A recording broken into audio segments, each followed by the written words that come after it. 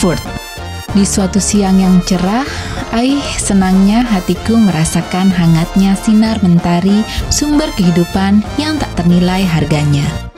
Berkali-kali kalbuku mengucap syukur akan ridho Allah di setiap langkah kakiku. Begitupun ketika aku menginjakkan kaki di bumi kelahiran sastrawan jenius Johann Wolfgang van Goethe ini. Hatiku terasa riang ketika tahu sahabat baruku dari kota Hamburg sudah sampai pula di sini. Helwa Belfast, seorang perempuan perkasa yang menjadikan sakit gagal ginjalnya bukan sebagai sebuah penderitaan, namun justru jalan lapang untuk menjalankan syiar akan Maha Penyayangnya Allah Subhanahu wa Ta'ala.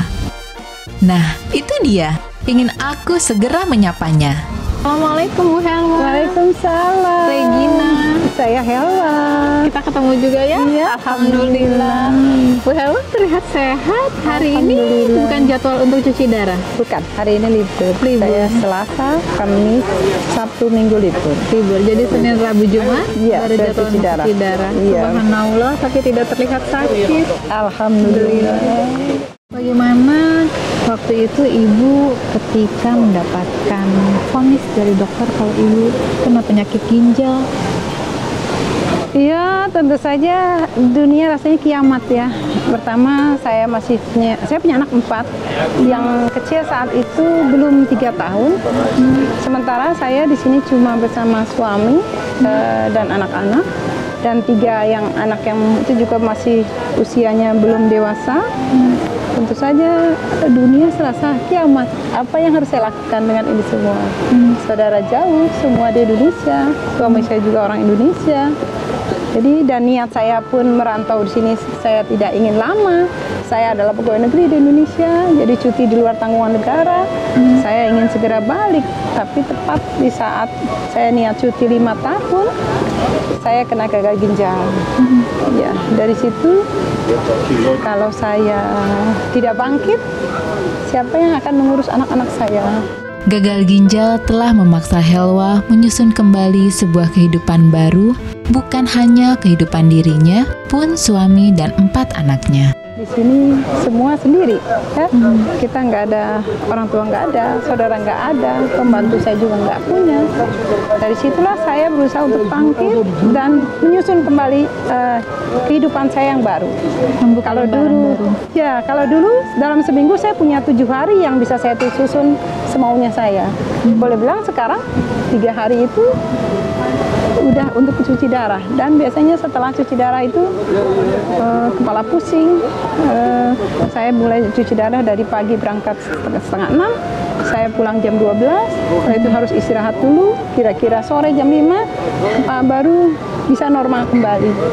Sementara anak-anak harus dijemput dari sekolah, ya kan? Saya harus masak, saya juga harus mengerjakan pekerjaan rumah, harus cuci, harus bersihkan rumah dan sebagainya. Dimana di situ saya harus memanage sisa waktu yang ada itu seoptimal mungkin. Dari situlah, dan kita harus selalu berpikiran positif.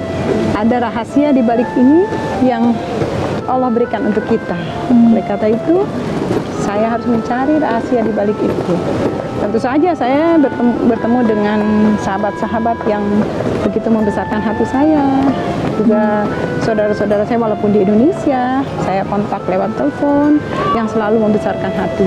Dan alhamdulillah, setelah berlalu 8 tahun sekarang dengan cuci darah, alhamdulillah saya bisa hidup dan menikmati hidup seperti yang Anda lihat saya saat ini. Iya, subhanallah, luar biasa. Di balik ini semua Ibu merasakan satu hikmah juga yang sangat luar biasa dan sangat indah. Itulah jalan dari Allah.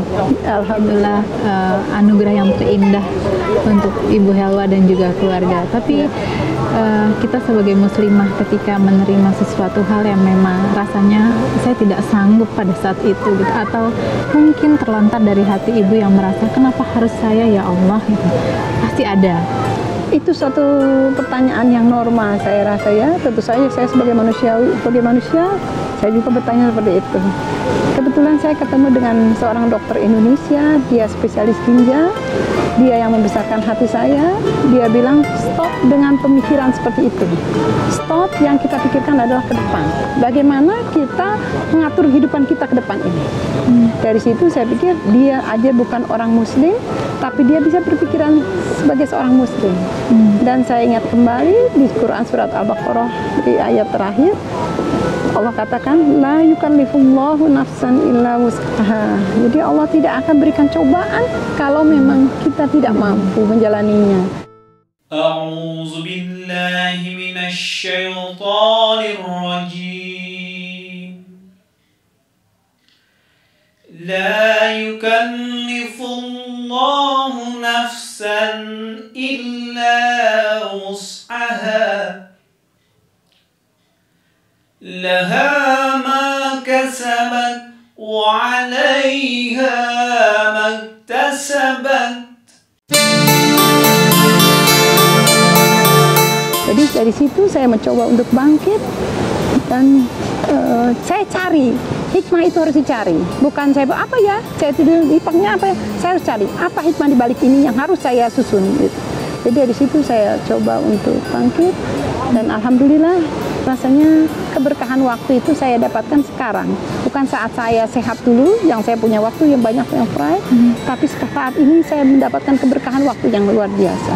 Di mana saya harus berpikir waktu yang sedikit ini harus optimal. Kalau yang nggak perlu tuh saya coret. Saya hanya menggunakan untuk yang mudah-mudahan Allah meridhoi segala apa yang saya lakukan di sisa waktu yang sempit ini. Ya, memang selalu ada hikmah dalam setiap cobaan. Hawa begitu menyadarinya. Namun, bagaimana kau bisa menjelaskan hal ini pada anakmu? Itu kita kalau melihat lagi, jadi artinya ibu merasakan sesuatu yang indah itu justru datang pada saat ibu sedang sakit sekarang gitu ya. Tapi ibu juga harus menjelaskan kepada anak-anak gitu. Bagaimana ketika ibu mengeluarkan kata-kata itu kepada anak-anak? Oh ya, memang tidak mudah ya. Memang salah satu anak saya menjerit, apalagi saat saya setelah kena cuci darah. Waktu itu saya berlibur ke Indonesia dan cuci darah di Indonesia. Kembali dari Indonesia saya kena hepatitis C, gejala kanker hati. Nah dari situ saya harus kemo. Nah tentu saja anak saya menjerit, apakah Tuhan tidak tahu saya dengan mama harus cuci darah itu sudah berat? Tolong Tuhan jangan tambahkan lagi penderitaan kami gitu. Tapi saya bilang ada rahasia, ada rahasia yang kita nggak tahu. Nah itulah mungkin anak yang kecil juga ya otomatis ya waktu saya untuk bercengkrama dengan dia itu sangat berkurang. Jadi boleh dibilang anak saya terpaksa dewasa belum waktunya, boleh dibilang. Mungkin kalau anak-anak yang lain usia 17-18 tahun belum begitu dewasa, anak saya sudah dipaksa dewasa. Karena sejak yang paling kecil itu saat saya pertama kali mulai cuci darah, jam 7:30 yang kecil itu harus dititipkan ke TK. Suami saya harus bekerja keluar kota jam 5 subuh, jadi yang mengatur waktu siapa yang mengantar itu harus bagi rata antara kakak-kakaknya. Jadi dibuat jadwal seperti itu. Jadi itu melatih tanggung jawab. Itu juga salah satu rahasianya yang Allah berikan, satu metode pendewasaan anak yang mungkin secara alami, mungkin orang lain kadang perlu kursus untuk itu. Jadi itu adalah satu hikmah positif yang perlu kita sadari. Allah berikan satu pendidikan di sini. Dan alhamdulillah, jadi anak saya walaupun usia 3 tahun, dia udah tahu jam 6 itu beker bunyi, dia harus bangun sendiri, dia harus ganti baju, ya, dia harus, kalau bekal saya udah siapkan. Sebelum saya berangkat cuci darah, bekal sudah siap. Dia harus pakai jaket, pakai sepatu, dia bisa sendiri. Mungkin kalau anak lain usia 3 tahun belum bisa, tapi subhanallah, itulah rahasia Allah di balik itu. Jadi jangan pernah takut, ada Allah selalu bersama kita, dan la yukallifullahu nafsan illa wus'aha. Dan yakinlah dengan kalimat Allah yang itu. Semakin aku lama berbincang dengan sahabat baruku ini, semakin keikhlasannya membuka mata hatiku. Subhanallah.